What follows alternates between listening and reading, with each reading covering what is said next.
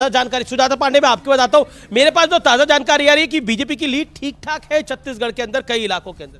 देखिए, आपको याद होगा राहुल गांधी की जुबान फिसल गई थी। उन्होंने खुद ही कहा था कि छत्तीसगढ़ और राजस्थान में हमारी सरकार जा रही है। मुझे लगता है जनता ने उस बात को बिल्कुल ठीक से ले लिया है और उनकी जो मोहब्बत की झूठी दुकान थी उसका लाइसेंस कैंसिल हो गया है। लेकिन कांग्रेस के लिए बहुत बड़ा सेटबैक, बहुत बड़ा सेटबैक।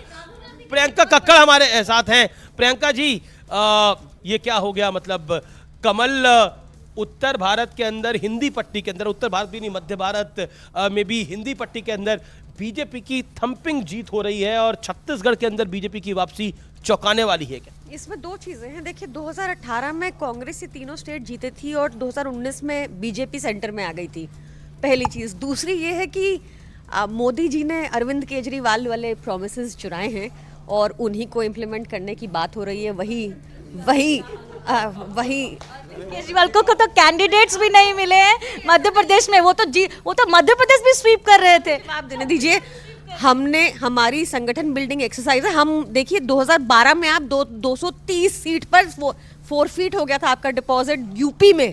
2019 में आंध्र प्रदेश में 173 और 170। लेकिन एक पॉइंट, क्योंकि जो प्रियंका कक्कड़ जी ने बात बोली वो बड़ी इंटरेस्टिंग बात है और इस पे एक फैक्चुअल बात मैं बता दूं व्यूअर्स को। प्रियंका जी ने बोला कि देखिए 2019 के अंदर तीनों विधानसभा कांग्रेस जीती और सेंटर हार गई और बीजेपी 2024-23 के अंदर जीत रही है। अब 24 में क्या होगा?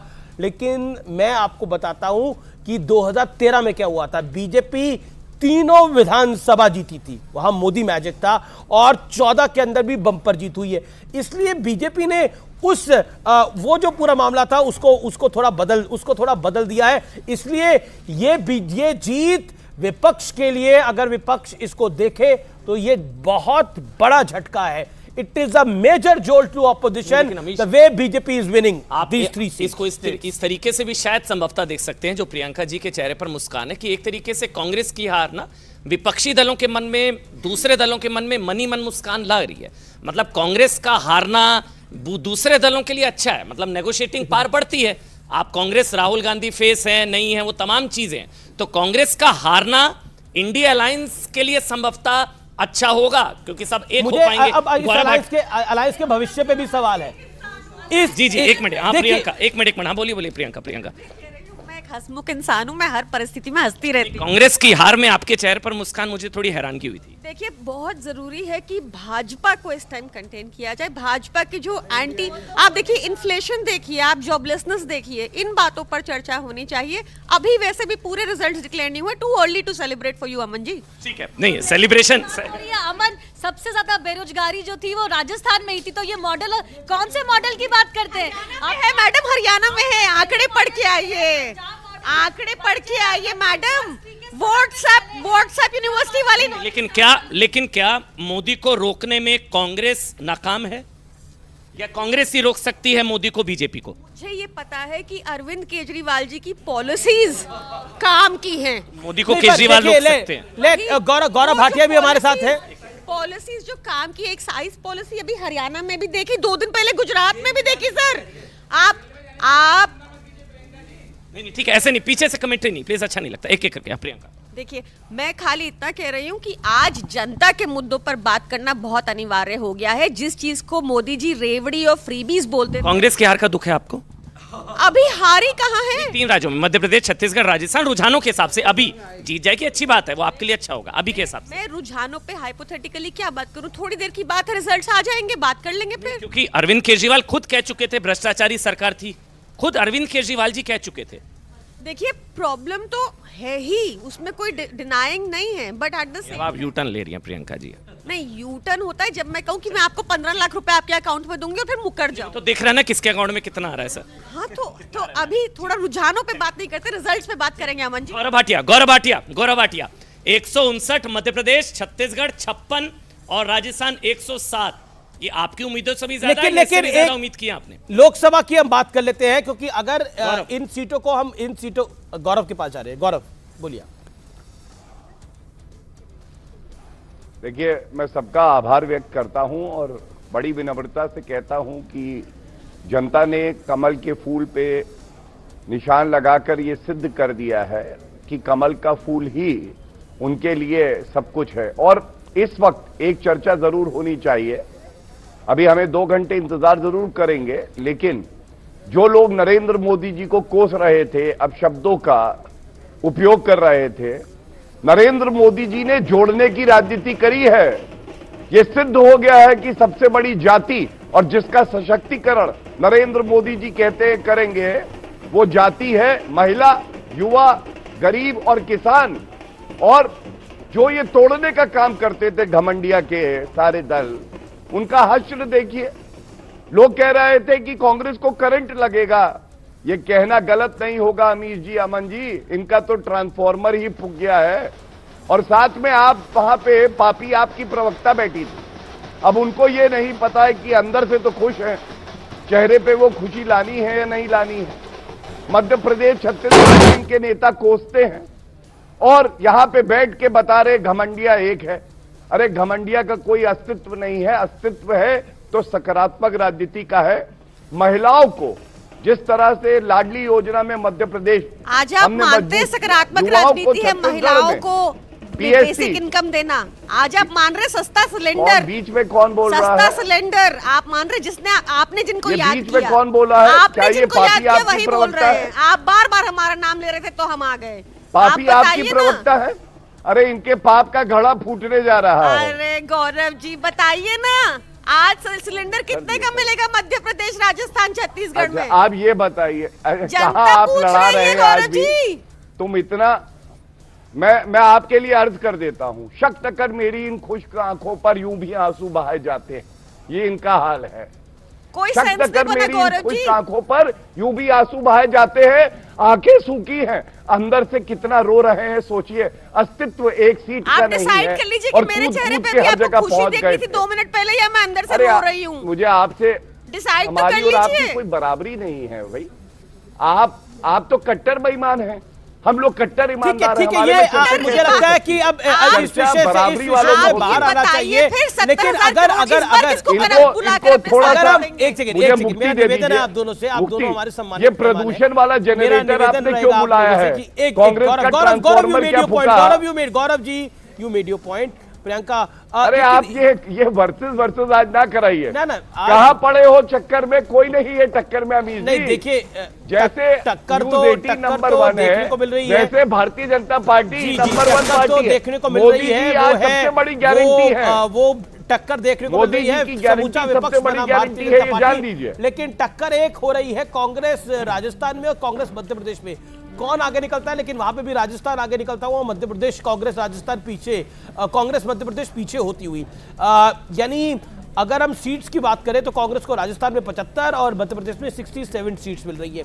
लेकिन अगर हम लोकसभा में इन सीट्स को कन्वर्ट करते हैं तो बीजेपी करीब करीब 44 से 46 सीटें जीत सकती हैं आज के संदर्भ में। और अभी ये नरेंद्र मोदी का चुनाव नहीं है। जब नरेंद्र मोदी का खुद का चुनाव होगा तो कितना बड़ा असर डालेगा वो भी देखने वाली बात होगी। इसीलिए ये जो पूरी हिंदी पट्टी में कांग्रेस का सफाया हुआ है, ये अपने आप में बहुत बड़ी बात है। सनातन को लेकर जो अपशब्द कहे गए, मैं फिर कह रहा हूं, वो पूरे इंडिया गठबंधन पे 2024 के चुनाव पे भारी पड़ने वाला है। देश की जनता माफ नहीं करती, ये बात सोच के रखनी चाहिए थी। जब सनातन को गाली दी जा रही थी तो सब चुप थे, हर इंडिया अलायंस का नेता चुप था, कोई कुछ नहीं बोला। लेकिन अमीश वो कर्नाटक में काम कर गया था। मतलब वही जो सनातन को गाली वाला फॉर्मूला था या एंटी हिंदू अपीजमेंट वाला था। मुझे याद है सतीश जारकीहोली ने हिंदू शब्द गंदा से लेकर उस सब की शुरुआत की थी कर्नाटक चुनाव था। लेकिन सनातन को इरेडिकेट की बात करने लग गए, सनातन को इरेडिकेट करने की बात करने लग गए। 2024 में राम मंदिर बनकर तैयार होगा, आप प्रधानमंत्री प्राण प्रतिष्ठा कर रहे होंगे, उसके बाद आप चुनाव पे जाएंगे। और यह आपको मैं बता रहा हूं, यह मुद्दा समाप्त होने वाला नहीं है 2024 के गौरव, आपको लगता है कि एक तरीके से इसकी काट संभवता ओबीसी का सेंसस थी? मैं एक सीरियस सवाल आपसे ले रहा हूं। यह कहा जा रहा था कि भाई 80% का तो पता नहीं 20 एकजुट है और 80 डिवाइडेड होगा, और डिवाइड करने के लिए ओबीसी कास्ट सेंसस सब कुछ करने की कोशिश की गई, वो भी उल्टा पड़ा। ओबीसी का भी बंपर वोट बीजेपी को मिल रहा है। अश्विनी एक मिनट सुन लेते हैं।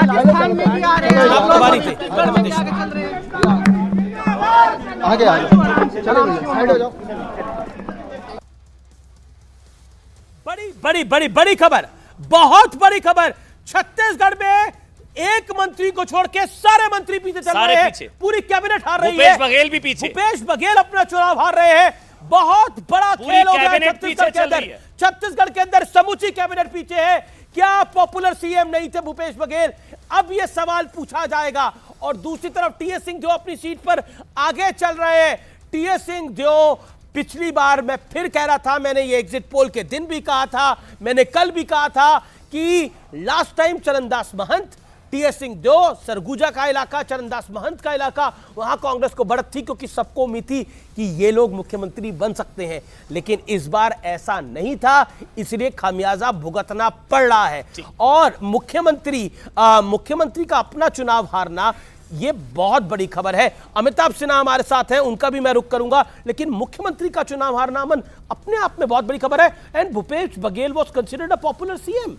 गौरव, आपका ही रिएक्शन इस पे ले लेते हैं। दो सवाल, एक तो सीएम का खुद हारना, भूपेश बघेल पूरी कैबिनेट का हारना, एक मंत्री को छोड़कर पूरी कैबिनेट पीछे चल रही है, नंबर एक।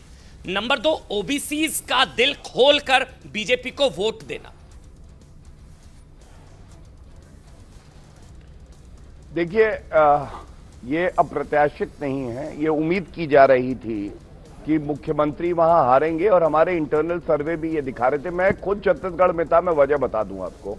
सबसे पहले आप याद करिए महादेव घोटाला, भूपेश बघेल मतलब भ्रष्टाचार, उनकी खुद की सचिव सौम्या, उनकी गिरफ्तारी होना, युवाओं के भविष्य के साथ छेड़छाड़ करना और पीएससी घोटाला होना। आपको मालूम है ये मुद्दा उठाया किसने? ये मुद्दा उठाया था भाजपा के विधायक ने।